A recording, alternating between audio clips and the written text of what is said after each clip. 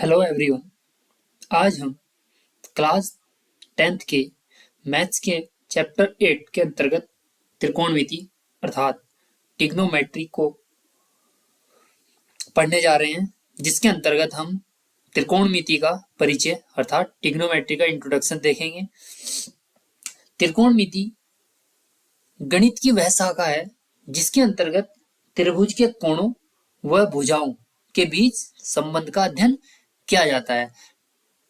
Trigonometry या त्रिकोणमिति त्रिकोणमिति maths की एक शाखा है जिसके अंतर्गत साइड्स किसी ट्रायंगल की और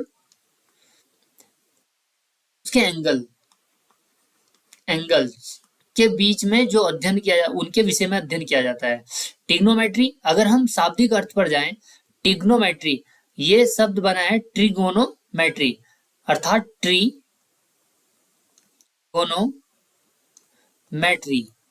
जिसमें ट्री का अर्थ है तीन, गोनो का अर्थ है भुजा और मैट्री का अर्थ होता है यहाँ पर मापना,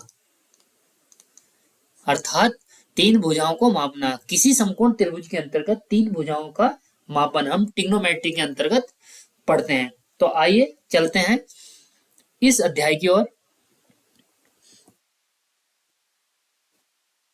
यहां आप देख रहे होंगे एक त्रिभुज दिखाया गया है जो एक समकोण त्रिभुज है।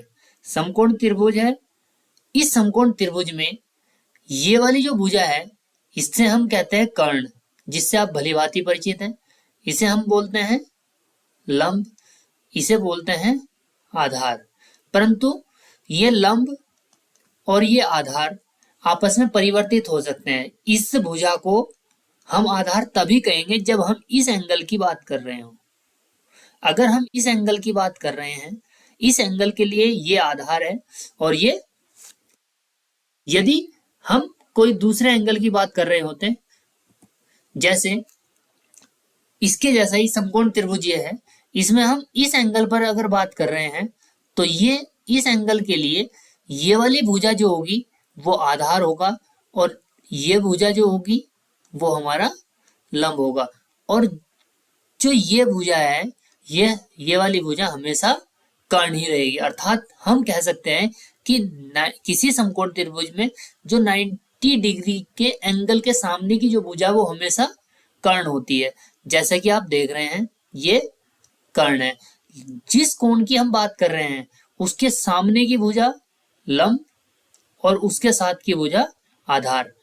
या यहां भी देखें, अगर इस एंगल की बात कर रहे हैं तो इसके सामने की भुजा लंब होगी और ये वाली भुजा हमारी आधार होगी। तो इस प्रकार हम कह सकते हैं कि आधार और लंब परस्पर बदल सकते हैं। हम किस एंगल पर बात कर रहे हैं ये हमें देखना होगा। अब हम बात करते हैं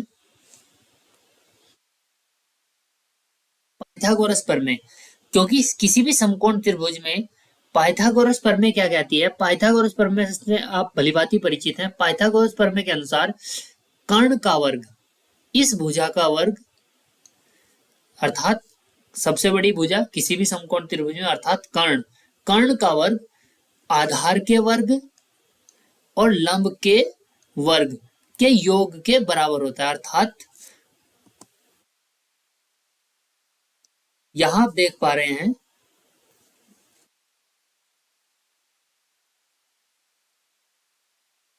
कर्ण का वर्ग बराबर है आधार के वर्ग प्लस लंब के वर्ग के। इस प्रमेय की सहायता से हम इस प्रकार से किसी त्रिभुज में, समकोण त्रिभुज में दी गई दो भुजाओं में से यदि हमें तीसरी भुजा ज्ञात नहीं है तो हम इसकी सहायता से ज्ञात करते थे। एक एग्जांपल के तौर पर मानते हैं कि यही हमारे पास एक त्रिभुज है।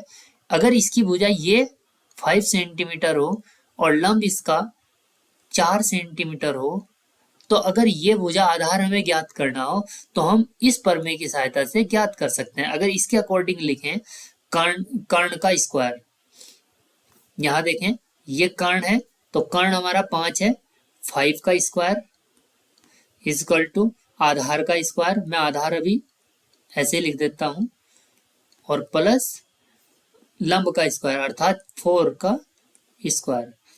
25 आधार आपका है जो आपको ज्ञात करना है, और 4 4 जा 16 यानी कि 16, 16 इधर जाएगा, ये बचेगा, माइनस करेंगे 25 माइनस 16 इज इक्वल टू आधार का स्क्वायर, अर्थात ये हो जाएगा 9 और ये होगा आधार का स्क्वायर। तो आप समझ पा रहे हैं, मैं यहाँ लिख देता हूँ, आधार कितना हो जाएगा, √9 अर्थात 3 सेंटीमीटर। तो हम ये कह सकते हैं कि ये जो आधार आया है इस केस में ये आया है 3 सेंटीमीटर, 5 4 3। किसी भी त्रिभुज की हम इस प्रकार से भुजा ज्ञात कर सकते हैं। त्रिकोणमिति की ओर बढ़ते हैं। त्रिकोणमिति में आज हम त्रिकोणमिति अनुपात के विषय में जानेंगे, और हमारे पास किसी भी समकोण त्रिभुज में किसी एक न्यून कोण के लिए 6 त्रिकोणमिति अनुपात होते हैं। मान लेते हैं कि हमारे पास एक त्रिभुज ए बी व सी है जो कि एक समकोण त्रिभुज है। किसी भी समकोण त्रिभुज में हमारे पास कितने, हमारे पास 6 त्रिकोणमितीय रेशो हैं जिनके नाम कुछ इस प्रकार हैं, जिन्हें कि आपको अभी इन्हें याद रखना है। जो पहली बार पढ़ रहे हैं उन्हें याद रखने ही पड़ते हैं। फर्स्ट है साइन, सेकंड है आपका कॉस, थर्ड है आपका tan theta, ten sorry sine cos ten. अगर मैं फोर्थ की बात करूं, इधर से लिख देते हैं, फोर्थ की बात की जाए तो कोट, फिफ्थ की बात की जाए सेक, और सिक्स की बात की जाए तो कोसेक। ये 6 हैं। इन 6 के 6, ये 6 के 6 त्रिकोणमितीय अनुपात किसी एक कोण के लिए। अब मान लेते हैं कि हम ए के लिए डिफाइन कर रहे हैं, इस कोण ए के लिए अगर डिफाइन कर रहे हैं तो साइन जो होगा, जिस एंगल के लिए आप डिफाइन कर रहे हैं उसके साथ एंगल लिखा जाएगा, कोस ए, इसी प्रकार टेन ए, कोट ए, और सेक ए, और कोसेक ए। अब हम किसी भी इस समकोण त्रिभुज में हम बात कर रहे हैं, क्योंकि हमें पता है ये आपका लंब है, सॉरी ये आपका कर्ण है। अब इस कोण के लिए बात कर रहे हैं तो ये आपका आधार होगा, और ये आपका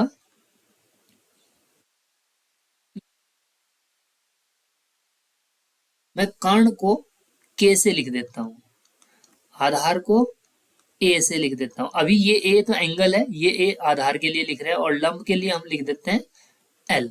तो अगर मैं इस साइन ए का मान ज्ञात करना चाहे तो ये एक अनुपात है इसकी भुजाओं में, इस त्रिभुज की भुजाओं में साइन ए एक त्रिकोणमितीय अनुपात है। इसका जो मान होता है लंब बटे कर्ण, लंब बटे कर्ण। कोस ए का जो वैल्यू होता है वो आपका आधार बटे कर्ण होता है, और टेन का जो वैल्यू होता है कोण ए के लिए, कोण ए के लिए लंब बटे आधार। इसी प्रकार कोट का जो वैल्यू होता है वो आधार बटे लंब होता है। सेक का जो वैल्यू होता है वो कर्ण बटे आधार होता है। सेक का जो वैल्यू होता है वो कर्ण बटे लंब होता है। तो इस प्रकार हमारे पास 6 त्रिकोणमितीय अनुपात हैं, और जिनके मान इन अनुपात के रूप में हमने लिखे हैं। साइन का जो वैल्यू है वो है लंब बटे कर्ण, लंब बटे कर्ण,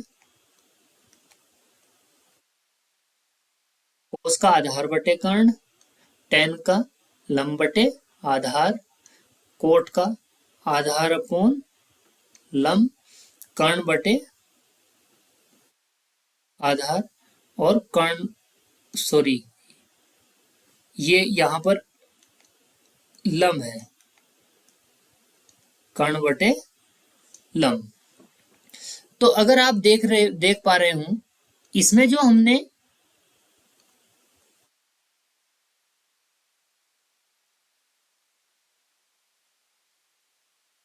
टेन का, कोट का, कोस का, सेक का और साइन और कोसेक इनके साथ सामने लिखे हैं।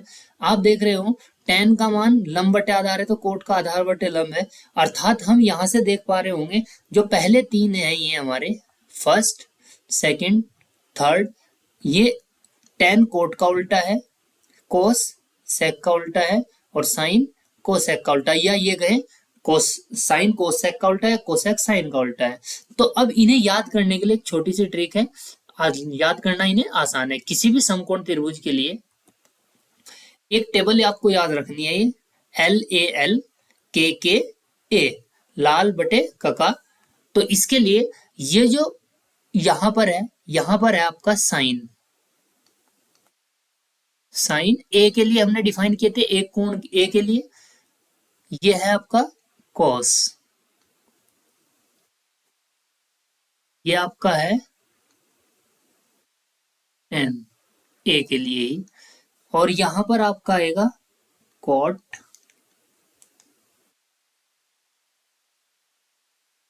यहां सेक और साइन का उल्टा कोसेक ए।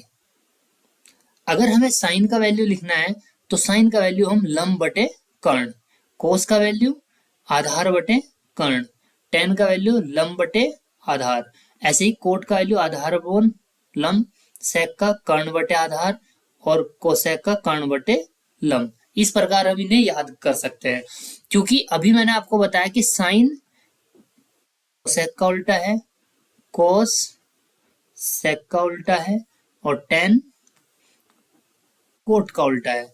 तो हम इनमें एक रिलेशन बना सकते हैं, जैसे फर्स्ट है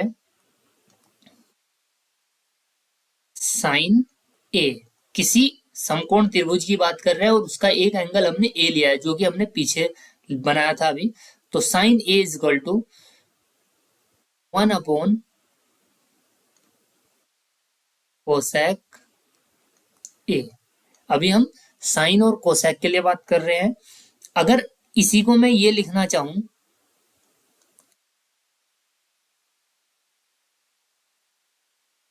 कोसेक ए, तो 1 अपॉन साइन भी लिख सकता हूं मैं, साइन ए। अगर एक इस तरीके से और लिखना चाहें तो कोसेक और साइन की मल्टीप्लाई कर सकते हैं, sine A into cosec A is equal to 1। तो इस प्रकार हमारे एक सूत्र पूरा हो जाता है। दूसरा है कोस के लिए और सेक के लिए, cos A is equal to 1 upon sec आप लिख सकते हैं सेक ए, या सेक को अगर लिखना चाह रहे हैं सेक ए को 1 कॉस ए, और या फिर इन दोनों का मल्टीप्लाई करके भी हम लिख सकते हैं सेक ए इंटू कोस ए। अगर सेक ए और कोस ए मल्टीप्लाई में आते हैं तो इसका वैल्यू 1 होगा। अगर हम तीसरा फॉर्मूला लिखना चाहें तो थर्ड हम लिख सकते हैं यहां से टेन और कोट में tan A is equal to 1 upon cot A, या फिर हम ये कह सकते हैं A is equal to 1 upon tan A, ये बोल सकते हैं tan A is equal into cot A is equal to 1। अगर ये दोनों मल्टीप्लाई में है तो टेन ए इंटू कोट है। इस प्रकार हमारे पास तीन फॉर्मूले आ जाते हैं। इसमें एक फॉर्मूला बनता है, जैसे हमने अभी तीन फॉर्मूले ड्राइव किया, एक अलग से आपको फॉर्मूला याद रखना है, ये टेन ए का formula sine A upon cos A, और tan A is equal to sine A upon cos A. और इसी प्रकार चूंकि टेन कोट का tan और cot एक दूसरे के रेसिप्रोकल होते हैं अर्थात उल्टे होते हैं, तो cot a का भी हम लिख सकते हैं cos a अपॉन a। इस प्रकार हम सभी ट्रिग्नोमेट्रिक रेशो को जान चुके हैं। अगर हम ध्यान दें, ये जो साइन है या कोस है, ये साइन कंप्लीट नाम नहीं है। साइन जो है पूरा नाम है इसका साइन, और कोस का है कोसाइन। लेकिन हम शॉर्ट में पढ़ते हैं, जैसे हमारे पास साइन कोस, और ऐसे अगर टेन है तो टेन का जो पूरा नाम है वो टेंजेंट है। तो साइन कोस टेन ये सब इनके पूरे नाम साइन ई है, उसके बाद में कोसाइन है, टेन का टेंजेंट है। इसी प्रकार आप साइन कोस टेन के अलावा कोट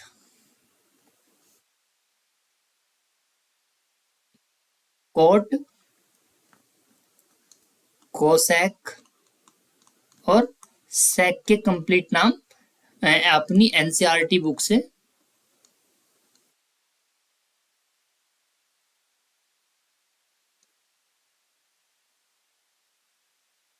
बुक से खोजने का प्रयास करें। तो फिलहाल आज की वीडियो में इतना ही, मिलते हैं नेक्स्ट वीडियो में। धन्यवाद।